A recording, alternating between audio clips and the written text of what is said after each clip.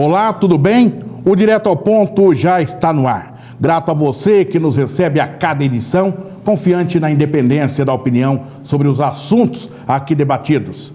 Nesta edição do Direto ao Ponto, destacamos: vice-prefeita propõe transferência de apoio a entidades sociais a vereadores. Trabalhador brasileiro pode esperar aumento do custo de vida acima de 9,5% em 2015. Funcionários de bancos públicos e privados entram em greve por tempo indeterminado.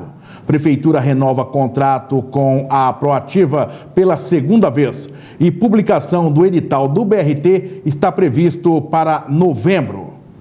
Na nossa tribuna de formadores de opinião, doutora Emanuela Barros, advogada, diretora da OAB Sorocaba, e doutor Ézio Vestina, advogado especialista em trabalhista, civil e família.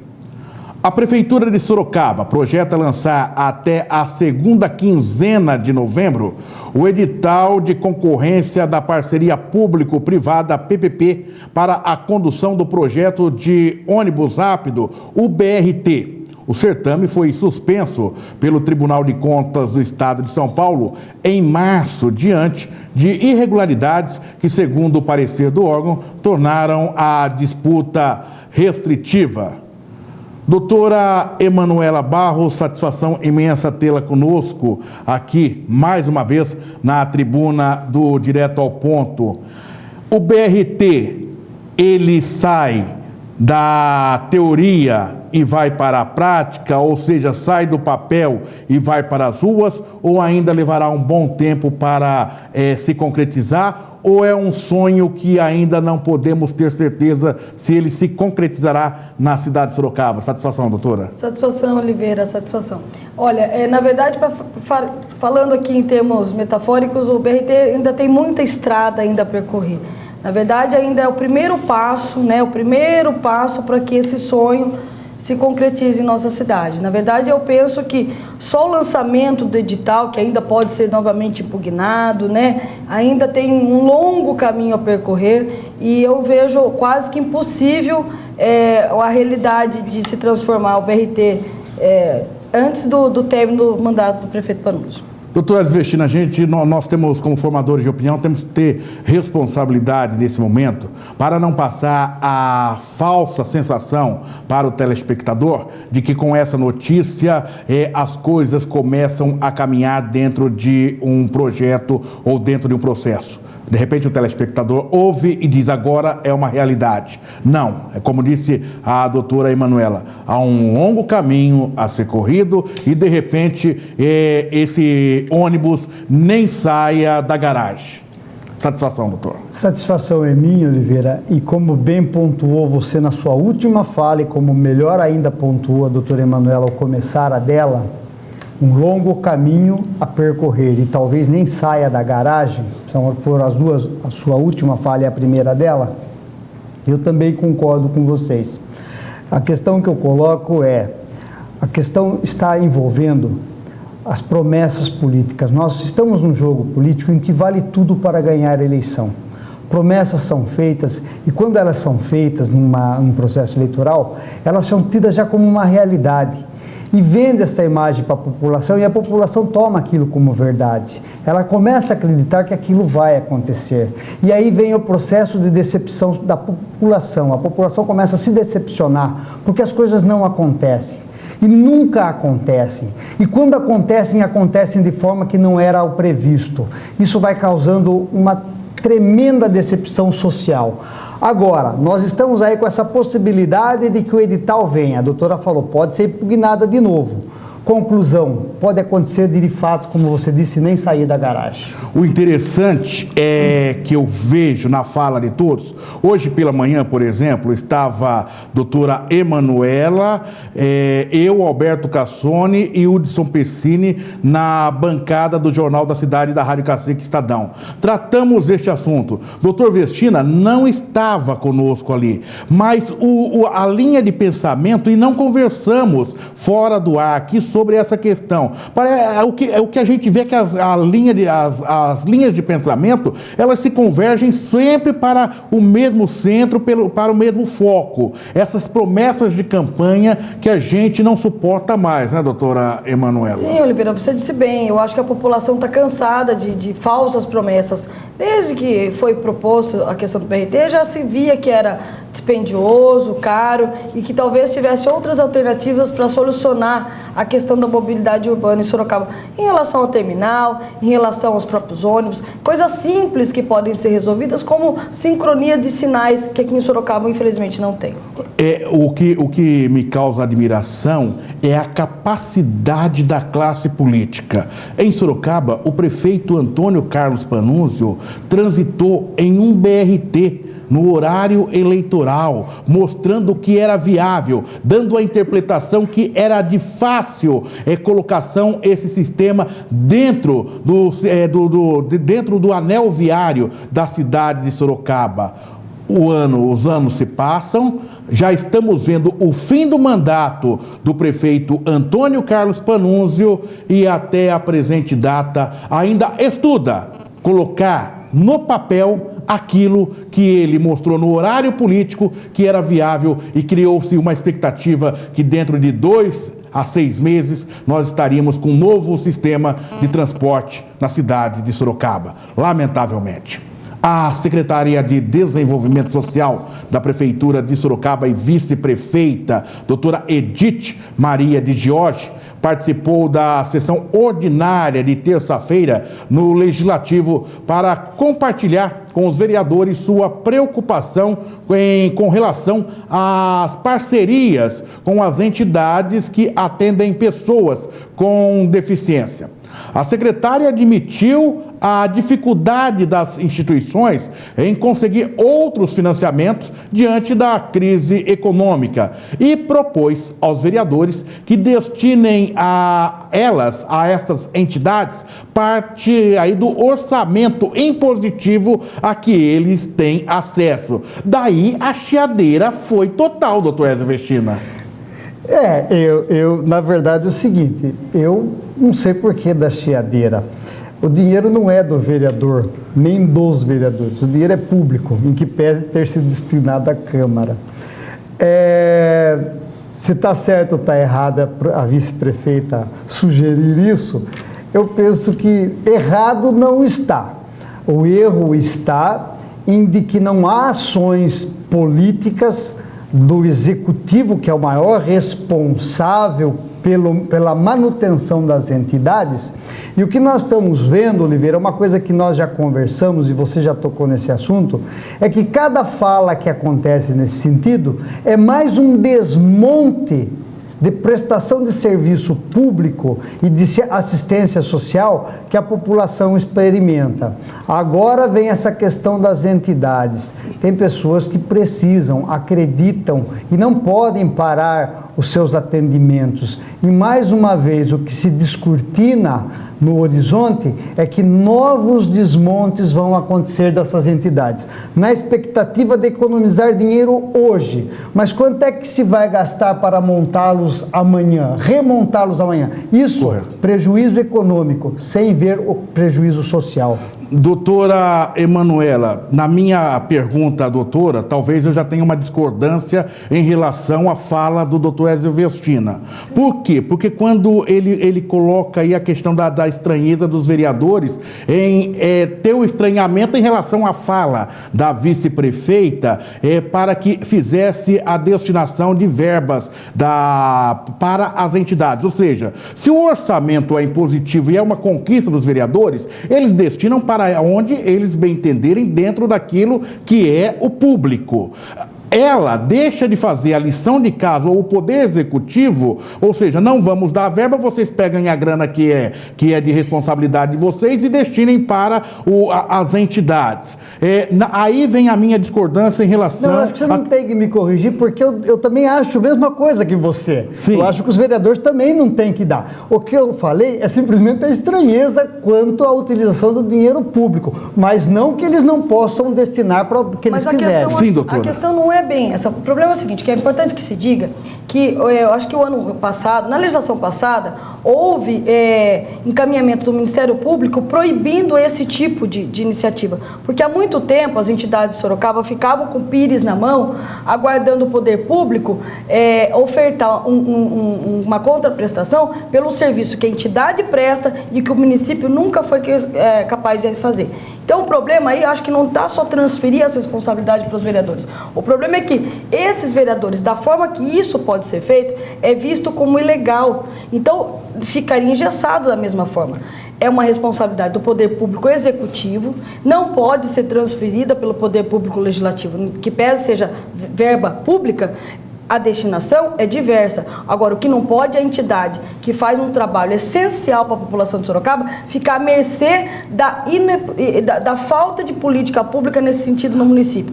Isso tem que se resolver o quanto antes, porque uma entidade como a Fissori, como a Proex, como uma PAI fechar, além de ser uma vergonha, vai ser nefasto para quem mais precisa desse tipo de serviço em Sorocaba. Poucos minutos antes, nós já estávamos aqui na bancada, nos preparando para entrar no ar. Nós entramos em contato com fontes na Câmara de Sorocaba, que inclusive tem uma audiência pública que acontece na tarde de hoje. E nessa audiência pública já houve uma decisão, inclusive a doutora Emanuela havia já me passado essa informação do cancelamento do edital de chamamento. É isso, doutora Emanuela? Isso, porque da forma que estava sendo feita, estava limitando as entidades.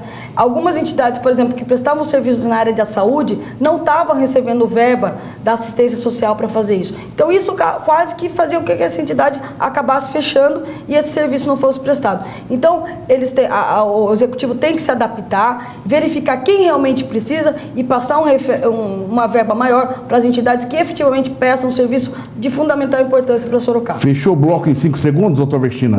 Não tenho nada a corrigir a fala da doutora Emanuela, porque é exatamente isso. O poder público tem a responsabilidade, o dever de procurar meios e modos para que essas entidades não fechem, porque o que eu digo, o prejuízo econômico é mas o prejuízo social vai ser muito maior. Depois do intervalo, você confere. Funcionários de bancos públicos e privados entram em greve por tempo indeterminado. O Direto ao Ponto volta já.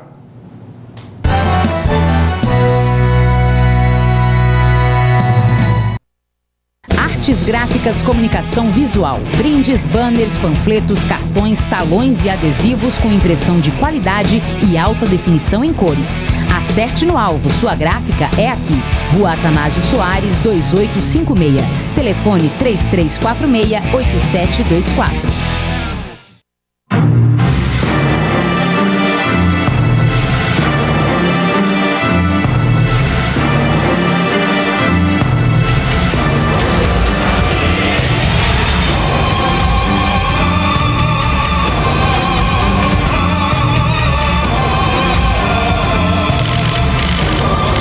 A lente é a força da câmera reflex digital. Canon EOS. Canon. Mais do que segurança, a Atlantis te traz tranquilidade e a confiança que só uma empresa com credibilidade e tecnologia pode oferecer. Através do capital humano e da inovação tecnológica, entregamos as mais completas soluções de acordo com as suas necessidades, sejam elas em segurança patrimonial, pessoal ou em transporte de valores. Fale com a gente, conheça nossa estrutura e saiba mais o que podemos fazer por você. Atlantis, inovação em segurança. Se você teve catapora, você pode desenvolver zoster, independente do seu estado de saúde. Quem teve catapora tem o vírus. Zoster é uma doença que pode causar bolhas e dor intensa. Para algumas pessoas, a dor pode durar meses e dificultar até atividades cotidianas, como tomar banho, se vestir ou secar o cabelo. Seu risco aumenta à medida que você fica mais velho. Cerca de 70% das pessoas que desenvolvem zoster têm mais de 50 anos. Fale com o seu médico. Entenda o zoster. Totalmente voltado ao mercado imobiliário, o TV Imóveis é focado em levar oportunidades de negócios dos mais variados empreendimentos, a fim de garantir a comunicação direta entre empreendedor e consumidor. O programa conta também com entrevistas de profissionais, dicas e notícias atualizadas do mercado imobiliário. TV Imóveis, aqui na TVR.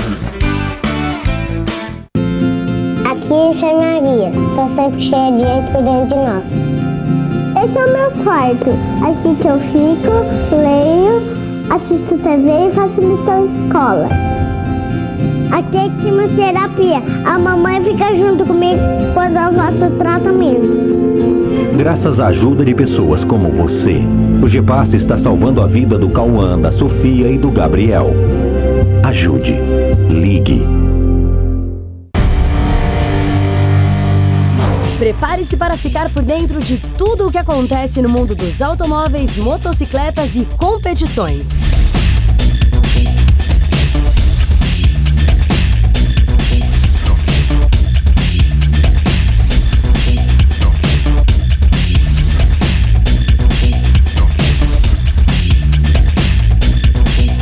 Automais, o seu programa de automóveis aqui na TVR.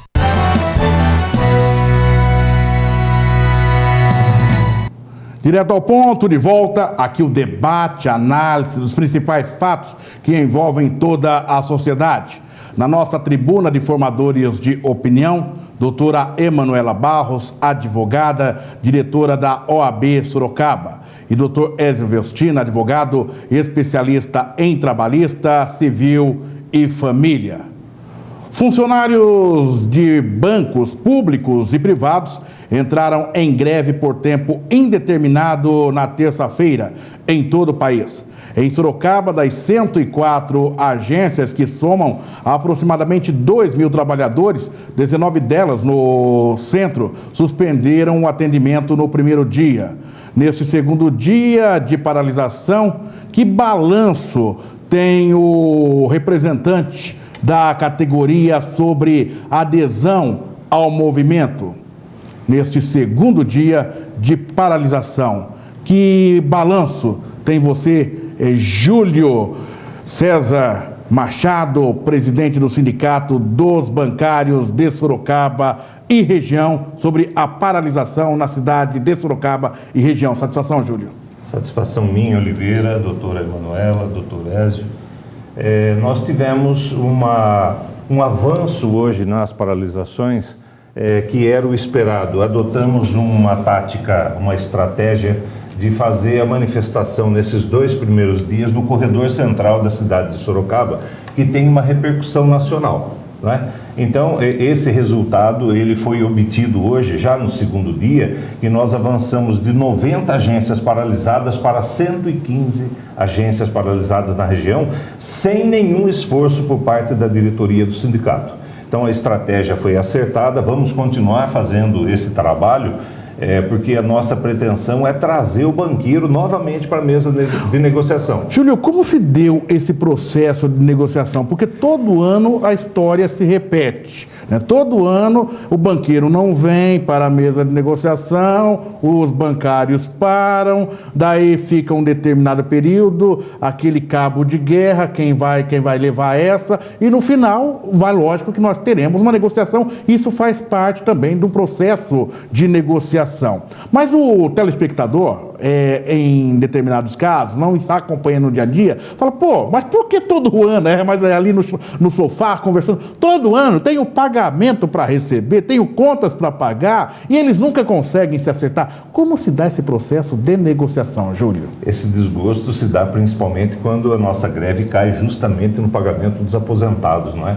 Mas esse desgaste todo do movimento sindical com a população é estrategicamente planejado pelo próprio banqueiro, que não faz a proposta que eles têm condição de ofertar, porque se não é o maior patrão do país, é um dos maiores, eles têm condição de melhorar a nossa vida profissional. Nós não pedimos dinheiro somente, nós pedimos melhoria na saúde, na segurança. Acontece que eles têm essa prática de deixar o embate do movimento sindical contra o cidadão.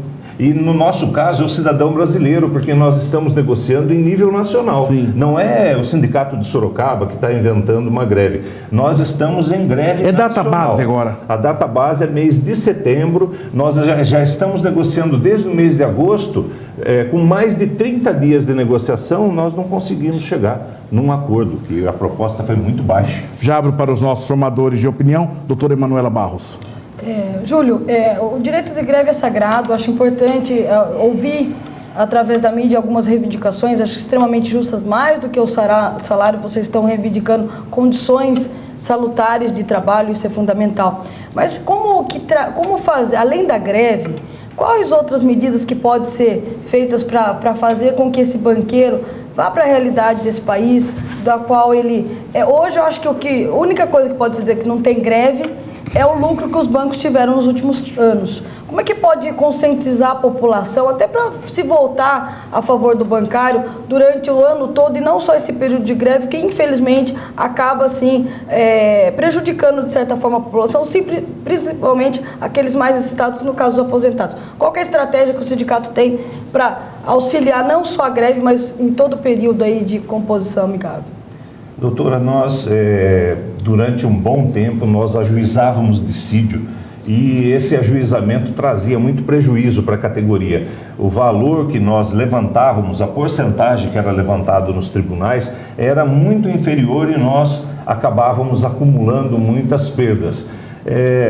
Temos também uma outra característica, que hoje não atendemos mais o cliente dentro dos bancos. Ele tem a internet, ele tem o correspondente bancário, ele tem o autoatendimento, que estão disponibilizados praticamente 24 horas por dia. E pasmem, o mobile bank, que é o banco pelo celular, tem avançado em muito. No período de um ano, quando o DIEESE fazia um levantamento, esse levantamento feito pelo DIEESE dobrou.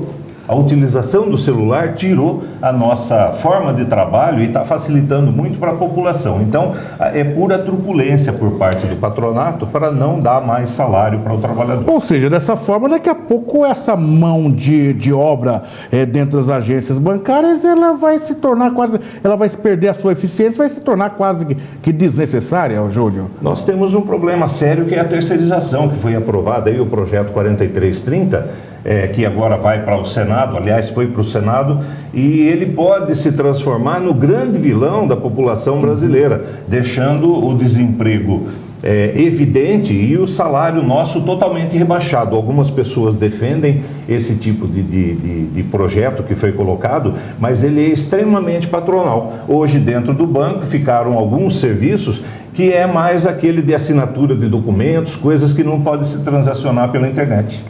Doutor Edson Vestino, sua pergunta. Júlio, tudo que você falou aí, basta a gente estar no mercado, a gente percebe que é uma realidade. E o que a gente percebe é que os banqueiros sempre estão numa linha de conforto muito boa. Eles são as pessoas que mais ganham dinheiro nesse país.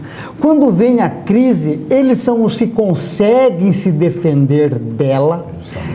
Ele tem a tecnologia que você mencionou, então parece que eles não se preocupam mesmo. E quando vocês fazem greve, ainda vocês têm contra vocês a população que depende dos bancos. Oliveira fez uma pergunta, a doutora Manuela fez outra muito interessante. Qual a estratégia que o sindicato tem para trazer o banqueiro para a mesa de negociação? Eu pergunto para você, como em complemento a isso, como nós poderíamos fazer, nós sindicato e bancários, para que atingíssemos os interesses do banqueiro a ponto de que ele necessitasse vir conversar conosco? Como que ainda é possível tirá-lo dessa linha de conforto que hoje ele está? Doutor, eu acredito que se nós tivéssemos o apoio da população fazendo as reclamações junto ao Banco Central das falhas que o banco comete contra o cidadão brasileiro, eu acho que nós conseguiríamos em muito fazer com que o banqueiro retornasse o mais rápido possível à mesa de negociação. Nós colocamos na mesa alguns itens que faz parte da parte social. Nós reivindicamos a reforma política, tributária, nós reivindicamos a não privatização dos bancos públicos, mas isso não sensibiliza. E a população não ajudando, não fazendo as denúncias junto ao Banco Central, deixa a complicação para nós, trabalhadores. Já quem está dentro do banco teme muito pela perda do emprego. Então nós ficamos numa sinuca quando estamos entre o banqueiro, a população e o funcionário que teme pela demissão e acaba não fazendo uma greve de acordo. Júlio, você pode pontuar para o nosso telespectador quais são as principais reivindicações da categoria? Sim. Além da remuneração, a manutenção do emprego, nós reivindicamos saúde, tanto para o trabalhador... Quanto vocês estão pedindo de aumento? 16%, nós já perdemos 9,83% e pedimos mais 5% de aumento real. Certo. Tá? Então, 16%. Nós reivindicamos saúde. A saúde, tanto para o funcionário que está dentro da agência, sofrendo as pressões do assédio moral, dos traumas que estão trazendo para a cabeça, quanto a rede conveniada, que não funciona direito. Nós temos um cartão saúde, mas ele não é prático, principalmente no interior. Eu posso estar equivocado, essa greve vai acabar no momento em que o banqueiro chegar e falar, olha, o aumento é X e pronto. Essas outras reivindicações, elas acabam caindo no ralo? Elas acabam caindo no ralo porque o cidadão que vai para a Assembleia votar, ele está mais interessado no dinheiro que é dado. O banqueiro, com muita habilidade, ofereceu 5,5% e deu um abono de R$ 2.500 à juventude e corre atrás do dinheiro fácil. Ele não analisa, o sindicato perde a força. Ele não analisa que o imposto de renda vai comer uma boa parte desse dinheiro. Para os próximos dias, qual é a programação? Qual a expectativa de vocês para o fim dessa greve?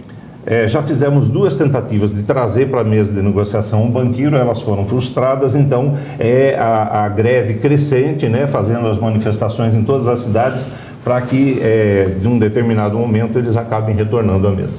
Júlio, foi um prazer tê-lo conosco aqui. É lógico que a gente sempre conversa nesses períodos, né? Mas já conversamos também em outros momentos para falar de segurança das agências bancárias. Mas queremos que tenha uma solução imediata para que a vida possa voltar à normalidade e automaticamente todos desenvolverem seus negócios sem maiores problemas, ok? Mais para frente, com certeza, isso vai acontecer. Obrigado. Recebemos aqui no Direto ao Ponto Júlio César Machado, presidente do Sindicato dos Bancários de Sorocaba e região.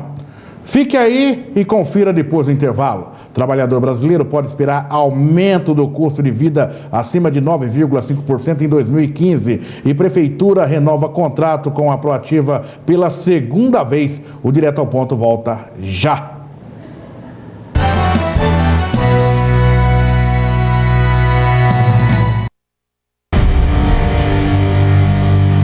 Prepare-se para ficar por dentro de tudo o que acontece no mundo dos automóveis, motocicletas e competições.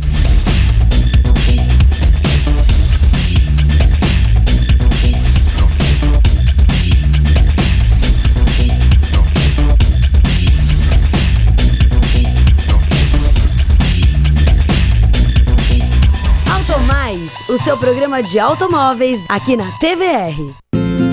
Aqui é a enfermaria, tá sempre cheia de gente cuidando de nós. Esse é o meu quarto, aqui que eu fico, leio, assisto TV e faço lição de escola. Aqui é quimioterapia, a mamãe fica junto comigo quando eu faço tratamento. Graças à ajuda de pessoas como você, o GEPAS está salvando a vida do Cauã, da Sofia e do Gabriel. Ajude. Ligue. Totalmente voltado ao mercado imobiliário, o TV Imóveis é focado em levar oportunidades de negócios dos mais variados empreendimentos, a fim de garantir a comunicação direta entre empreendedor e consumidor.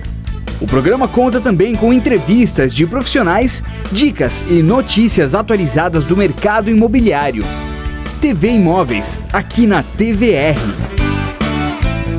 Se você teve catapora, você pode desenvolver zoster, independente do seu estado de saúde. Quem teve catapora tem o vírus. Zoster é uma doença que pode causar bolhas e dor intensa. Para algumas pessoas, a dor pode durar meses e dificultar até atividades cotidianas, como tomar banho, se vestir ou secar o cabelo. Seu risco aumenta à medida que você fica mais velho. Cerca de 70% das pessoas que desenvolvem zoster têm mais de 50 anos. Fale com o seu médico. Entenda o zoster.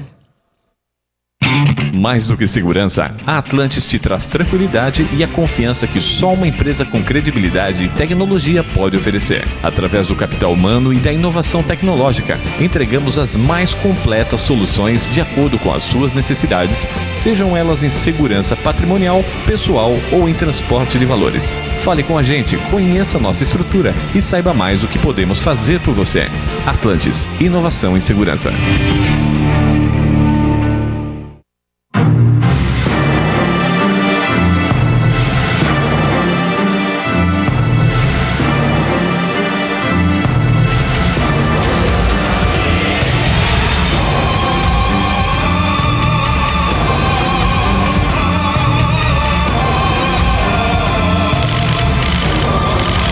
lente à força da câmera reflex digital Canon EOS. Canon. Artes gráficas, comunicação visual, brindes, banners, panfletos, cartões, talões e adesivos com impressão de qualidade e alta definição em cores. Acerte no alvo, sua gráfica é aqui. Rua Atanásio Soares, 2856. Telefone 3346-8724.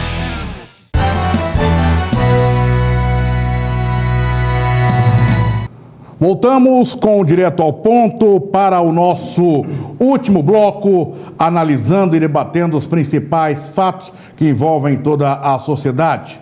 Na nossa tribuna de formadores de opinião, doutora Emanuela Barros, advogada, diretora da OAB Sorocaba. Doutor Ézio Vestina, advogado especialista em trabalhista, civil e família. Com o país em crise, o custo de vida do trabalhador deve fechar 2015 nada menos que 9,53% maior. É o que dizem economistas ouvidos pelo Banco Central na última edição do Boletim Focus, que reúne a opinião das principais instituições financeiras do país. Não precisa ser especialista para saber do impacto disso, né, doutora Emanuela? Sim, Oliveira, 10%, coloca 10% em tudo. Não precisamos chamar o professor Marcos Canhada. Não precisa para ver, né? Isso a gente tem sentido na feira livre, tem sentido no supermercado, tem sentido no aumento da escola, dos planos de saúde, quer dizer, no dia a dia da população. E é complicado porque o salário e o emprego não cresce nesse mesmo patamar de 10%. Então a crise vem de uma forma que me preocupa ainda mais quando a gente vai ver a crise política que está esse país, onde o Congresso e as pessoas estão mais preocupadas no tamalá da cá do que realmente no futuro dessa nação. Então isso me preocupa demais. A preocupação também, pela manhã, na abertura do Jornal da Cidade da Rádio Cacique Estadão, o Hudson Piscina, ele chegava e dizia o seguinte: olha, ontem eu passei pelo posto de combustível para abastecer meu carro, se não me falha a memória, a historinha foi mais ou menos essa, e o frentista disse assim: abasteça porque vai subir amanhã, né? E hoje, quando ele passou, já tinha a gasolina, o álcool, já o aumento do preço já registrava-se na bomba. Sobre esse aspecto de aumento do custo de vida, daqui a pouco a gente nem vai perceber esse aumento, ou seja, do dia para a noite ele acontece. É preocupante isso daí, né, doutor Vestina? Na calada da noite os aumentos acontecem e a gente fica sem saber onde vamos chegar. Oliveira, e a faceta ela é mais monstruosa ainda, na exata proporção que neste momento, você falou, na calada da noite sobe a gasolina, sobe a eletricidade, daí já vem a água também, aumento da água, vem o que a doutora Emanuela falou dos aumentos em gerais nos mercados. E a faceta mais monstruosa, Oliveira, se você analisar, é que no mesmo momento em que está tendo um acréscimo no preço das coisas, o trabalhador, ainda agora o Júlio estava falando aqui, perdeu o seu poder de barganha. Por quê? Porque ele tem medo de perder o emprego. Então ele está negociando para ganhar menos para não perder o emprego. Então você vê que a matemática não fecha. Eu estou ganhando menos e pagando mais, ganhando menos e pagando mais. Qualquer empresa que você for aí, média, pequena, eles vão falar para você: olha, Oliveira, nós tivemos uma perda de faturamento de 70%. Só 70%. Oliveira, pense bem. Por favor, ela representa a classe feminina, mas não vou levar ela para a questão da cozinha por esse fato, ok, doutora Emanuela? Claro. Mas ontem, daí nós falamos, vai subir 9,5% o custo de vida. Ontem eu estava me deslocando para a minha residência, quando passo em frente a um açougue famoso, que é uma casa de carne inaugurando, ok? Filas de pessoas naquela localidade aguardando o momento da compra. Daí eu falei, onde está a crise? Um outro amigo, também formador de opinião, disse que final de semana esteve na praia e a praia estava lotada. Ele também conversando comigo dizia: onde está a crise? Daí fui tentar buscar uma resposta com este cidadão que estava na fila e com alguém que estava na praia. E a resposta que tive é o seguinte: o importante é a barriga cheia. E aí, doutora Emanuela? Oliveira, hoje a gente teve a oportunidade de discutir isso no Jornal da Cidade e eu falei que a crise, eu vejo a crise econômica brasileira muito mais resultado de uma crise política, até por conta da inexperiência ou pela má sucessão de erros do governo, mas assim, realmente a crise é seletiva. Alguns mercados não tem crise nenhuma. Eu acho que em relação a remédio, a relação à alimentação, lazer, porque você vê também, eu gosto de sair, você vê no final de semana, nós vamos ter feriado, eu vi uma estimativa de que não sei quantos 1000 carros vão sair da cidade de São Paulo, então a crise é seletiva. E detalhe, na crise também as coisas melhoram. Hoje eu recebi um comunicado de uma loja aí que vende mochila, coisa escolar, que eles abaixaram 50% o preço deles. Aí eu pensei e falei, nossa, né? Há 2 meses que teve a volta às aulas, eu paguei um valor exorbitante. E agora eles estão vendendo pela metade. Será que é crise ou será que eles cobram a mais mesmo, encharcando o consumidor? Então talvez é bom também que se abaixe os preços para a gente pagar o preço real das coisas. Agora, doutor Vestina, o dinheiro falta no bolso. Essa matemática, essa equação que não fecha. De um lado, alguém vai para a fila do supermercado fazer compras que você exorbitantes. Final de semana, feriado prolongado, vai viajar. Só que você, quando vai comprar, você sente que está apertando. E aí? Como cidadão comum, não especialista em economia, mas que faz as suas compras, sente essa questão? Exatamente, Oliveira. A gente comentou aqui 2 pontos interessantíssimos: o açougue lotado e a praia lotada. Mas a gente, quando analisa a economia, a gente também tem que pensar naquelas classes menos favorecidas, aquela que não está no açougue e que também não está na praia. E é justamente nessa camada que a crise bate mais forte. Que camada é essa, doutor? A camada menos favorecida. Dentro da pirâmide da sociedade, onde ela se localiza? Ela está sentindo, na visão de vocês? Essa está no desespero, Oliveira. Ela não consegue pagar o aluguel porque ela não tem casa própria. Só que eu estranho, eu estou fazendo esse questionamento porque há uma pergunta no ar, é um questionamento que nós fazemos diariamente. Do franguinho que ela conseguia comer sem a crise, ela já está na abobrinha. Eu estou perguntando, porque sabe quem eu visualizei nessa fila do supermercado?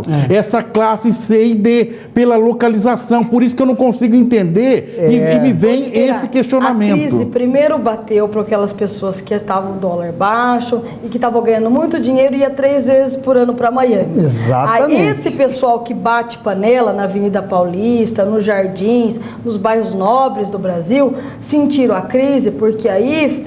Olha, a coisa ficou feia. Tudo bem, mas eles pagam imposto também. Pagam imposto, tem todo o direito de ir. Mas o problema é que é o seguinte, a crise nossa é seletiva, volto a falar. Existe uma crise seletiva. Para essa população que teve sim um ganho real de salário, principalmente no salário mínimo, que tem uma oportunidade, teve mais acesso aos bens de consumo, que teve acesso a crediário, que teve acesso a, inclusive, a casa própria, essa população ainda gosta do tipo de governo que nos foi oferecido. Só que o desemprego está vindo aí. Será que essa população ainda não notou essa situação em função de estar vivendo sobre um benefício do seguro-desemprego, doutor Vestina? Oliveira, isso que você falou é importantíssimo. Ainda nós estamos vivendo ainda a fase que nós não tínhamos crise.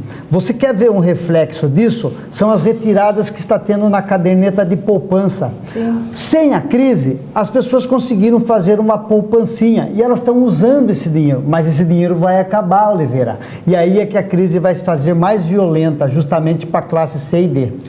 A Prefeitura de Sorocaba renovou pela segunda vez o contrato com a Proativa Meio Ambiente Brasil Limitada para exportar até o aterro sanitário particular em Piró os resíduos gerados pelas podas de galhos de árvores, manutenção de paisagística e rejeitos de ecopontos depositados no aterro de inerte da cidade de Sorocaba.